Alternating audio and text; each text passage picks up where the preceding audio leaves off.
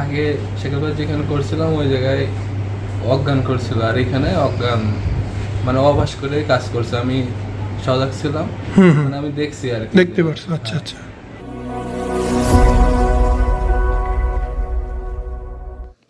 এইটা শুধুমাত্র একটি দাগ না, এটা আমাদের জন্য অনেক বড় লজ্জার বিষয়। আমরা অনেক দিন যাবৎ, অনেক বছর যাবৎ চেষ্টা করছি এই রকম যাতে না হয়, কিন্তু আমরা কখনোই সাকসেস হতে পারছি না।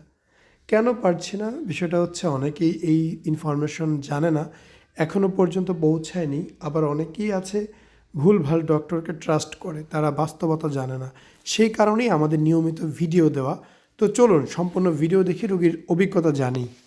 আমাদের এই ভাই প্রথমবার একবার অপারেশন করছে এক পাশে অজ্ঞান করে, এবার আরেক পাশে অপারেশন হয়েছে, আমরা অবশ করে করেছি। তো দুইটা অপারেশনের অভিজ্ঞতা ওনার মুখ থেকে আমরা এখন একটু শুনে নিব। ঠিক আছে ভাইয়া, একটু বলো তোমার আগের অভিজ্ঞতা কেমন ছিল? আগে সেখানে যেখানে করছিলাম ওই জায়গায় অজ্ঞান করছিল, আর এখানে অজ্ঞান মানে অভ্যাস করে কাজ করছে। আমি সজাগ ছিলাম, মানে আমি দেখছি আর কি। দেখতে পারছো? আচ্ছা হ্যাঁ। আচ্ছা। আর আগে ওখানে অজ্ঞান করে অজ্ঞানের পর জ্ঞান ফিরছে কতক্ষণ পর? তা তো দুই দুই দুই তিন ঘন্টা হবে। তখন কি জ্ঞান ফেরার পর নর্মালি হাঁটা চলাফেরা করা গেছে না অসুস্থ লাগছে? না, আমার তো বেডে শোয়া ছিল, ওখানেই সব কিছুই। কয়দিন বেডে ছিলা? 2 দিন। 2 দিন ওইখানেই বেডে ভর্তি ছিলা? আর এখানে কয়দিন ভর্তি ছিলা?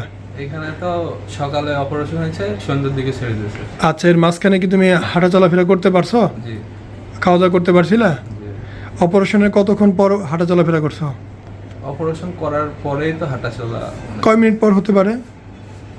5 মিনিট পরেই তো। তার মানে অপারেশনে 5 মিনিটের মধ্যে তুমি মোটামুটি সুস্থ। তাহলে এইখানে 5 মিনিটে সুস্থ হয়ে, আর ওইখানে তোমাকে 2-3 দিন হাসপাতালে রাখছে ভর্তি বেডের মধ্যেই। কি খাবার দাবার খাইতে দিত? ওটা বাইরের থেকে আনা হচ্ছে। মানে ভাত টাত খেতে পারতো না? স্যুপ টুপ? না, ভাতই খাইতাম। ভাতই খেতে বেডের মধ্যে বসে বসেই।